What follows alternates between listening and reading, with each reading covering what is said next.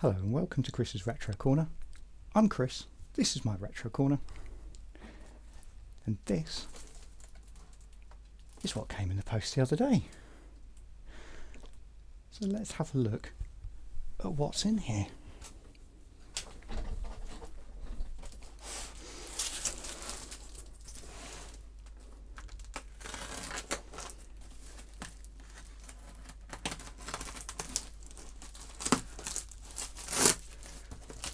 Seems to be quite well packaged, which is very nice. Always appreciated. Right. And here we go.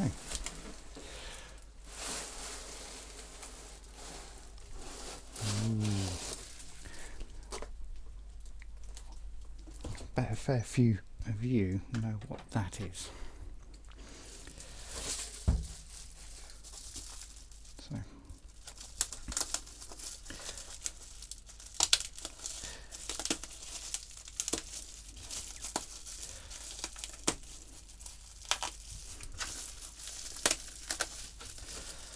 right, I think that'll come out. Might do, might not, might have to help it along the way. I'm really quite excited to see this in the flesh, so to speak. This is an eBay purchase. Usually the eBay price of these is really quite high. It is non-working, and we'll give it a go in a second. Perhaps I'm very keen to give it a go. Yeah, there we are. So that is now my Atari 800XL. I know there's an issue with one of the buttons. Apparently one of the buttons wasn't returning. Oh, that one for a start. Oh, they're really sticky. Really sticky. I don't know if this is a mechanical keyboard or a membrane keyboard. I'm not entirely sure. It's probably a later model one. So this is my very first look at it. You're joining me to see this for the first time along with me. It's not as yellow as a lot I've seen. It didn't look like it got any breaks in the case as well.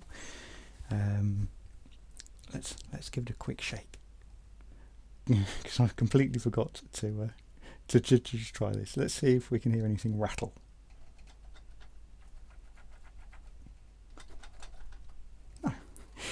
No, quite happy about that, I'll be quite honest with you. I don't know if that means anything. You can see that the board was present through the expansion slot at the back. So yeah, I am brand new to the Atari family of computers, having only recently got an Atari ST. I had the Commodore Amiga back in the day. I had friends with an Atari ST, most notably my friend Kristen, and we'd play Amiga games on my Amiga, we'd play ST games on his ST, and I've kind of always wanted an ST just to sort of delve into them a little bit more, but it kind of rekindled an interest in the Atari computers, not having really owned or experienced them much at all.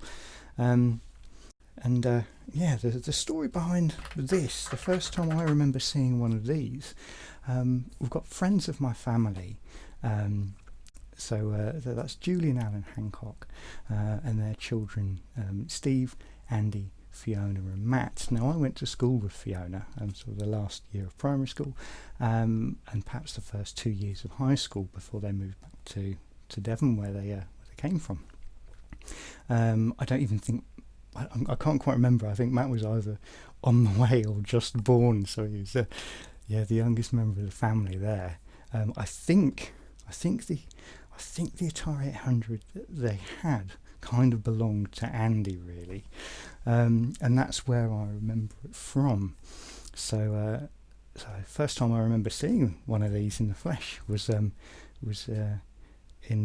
the Hancock's front room at the house in the village I grew up in. And I remember there was one of the original sort of Atari 2600 style joysticks along the side of it. You know, the one with a single orange fire button, the ones that people say break really easily, worse luck.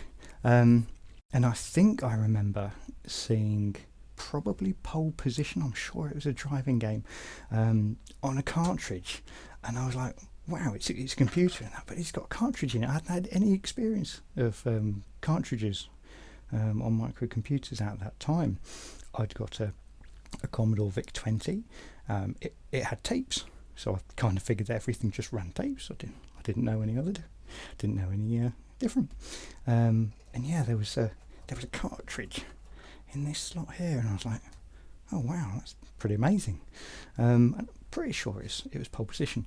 I can't for the life of me remember whether I had a go or not. I hope I did. I'm pretty sure I did. I can't quite remember for definite, but I certainly do remember the machine and the styling. I love the silver buttons down the side. I love these vents. I do like sort of proper, quote, proper keyboards as well. You know, sort of proper keys. So yeah, I was quite drawn to this, and loved seeing them around since. Again, haven't really ever used one. So again, it's an eBay purchase. I have nothing with it. Yeah, let's have a quick look around.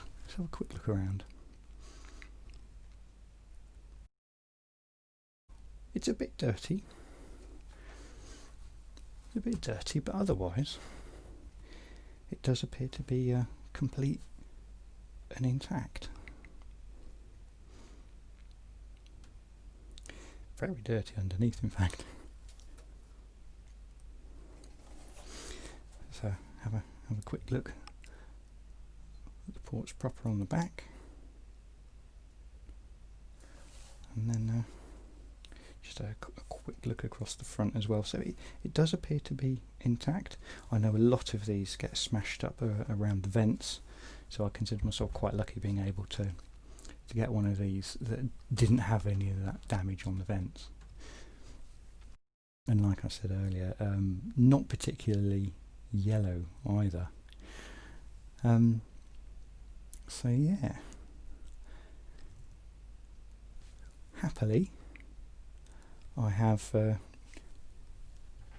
power lead for it. This is an eBay purchase.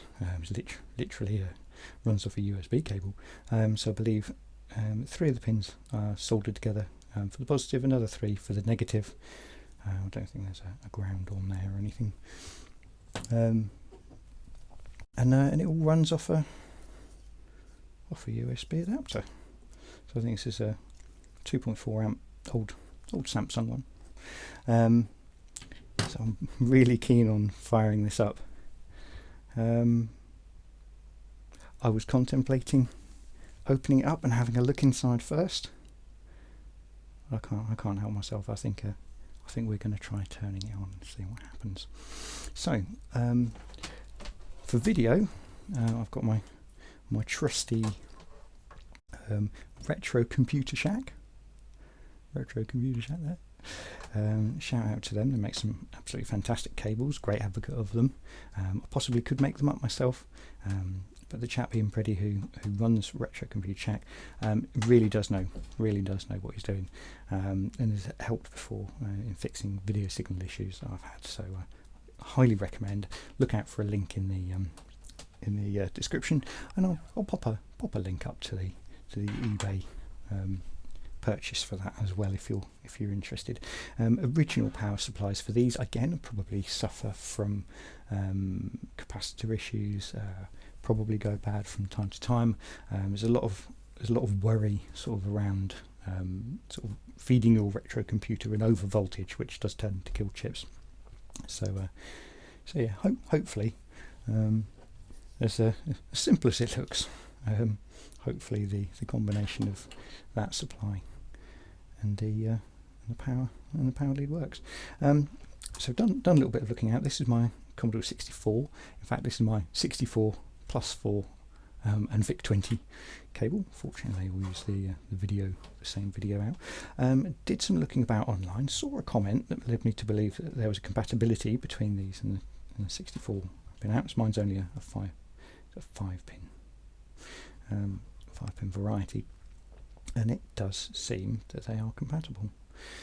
So I really can't help myself anymore, so I'm going to have a very quick look, because I haven't even read the back of this yet properly.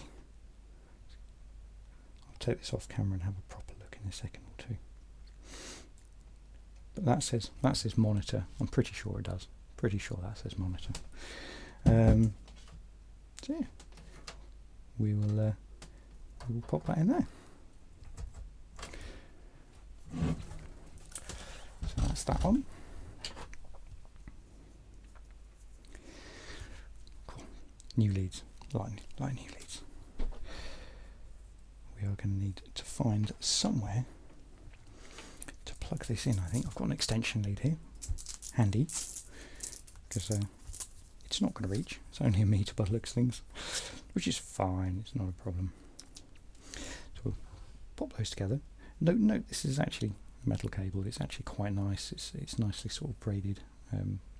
It's quite a nice item. I've had a quick look in this end as well, and it seems like quite a decent item. So assuming it all works, pop that in there. Pop that in the wall. Assuming it all works, then I would definitely recommend one of these, and I'm really hoping it does. So let's have a quick look at the power, establish which way's on and off, because I really don't know. Let's have a proper look.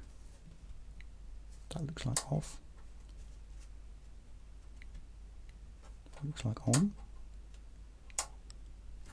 Okay, so that's off. We will feed this some power. Nothing happened there yet.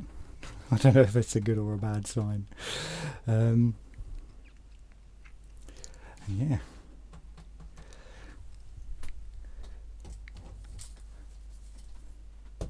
We will have a quick look at the monitor. So let's pop that on. Fingers crossed. Fingers firmly crossed. I really don't mind a fix. The fix is going to be fun, but yeah, I'm kind of wanting it just to work anyway. So either way, it's going to be an adventure. So stay with me here. 3, 2, 1. Red light. And something on the screen. Ready! It's ready! It's ready for action. Oh my gosh. Straight away, look at that. Who knew that was going to work? I certainly didn't. Blimey. Okay. There we go. It works. It needs to clean up. I've got a really sticky key. I don't want any of these down. I'm literally just going to press some buttons. See what happens. Reset. Press and let go. Oh yeah, resets. Handy stuff. So let's try a few keys. Aha, there we go. There's our first problem. Oh, hello. Oh, it definitely did something there, didn't it? No. Can I get it to do anything else?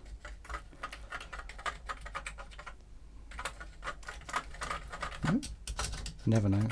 It did something, didn't it? It skipped down oh, the brake key. The brake key does something, and the reset key do something. There we go. Well, looks like it's going to be a bit of troubleshooting. I know that if it's a membrane in there, I suspect it probably is. Most of the devices I've got are quite late model versions, really only because the early versions tend to go for a lot more money.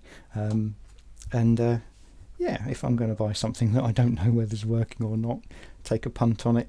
You know, I don't mind paying a little less and taking my chance and seeing what happens. I'm surprised with this. This is great. I'm very happy. So assuming that's the right colour. I know so very little I know so very little about the Ataris. It might not be the right colour, it might be indicative of another fault. But you can certainly work with that and see where we go. So yeah, there we go. This is the unboxing of and first look at my Atari 800XL. Happy days. So thank you very much for joining me. There are going to be videos coming up of my experience with this, trying to fix the keyboard, seeing if we can elicit a response from that. So yeah, I do look forward to seeing you in another video again soon.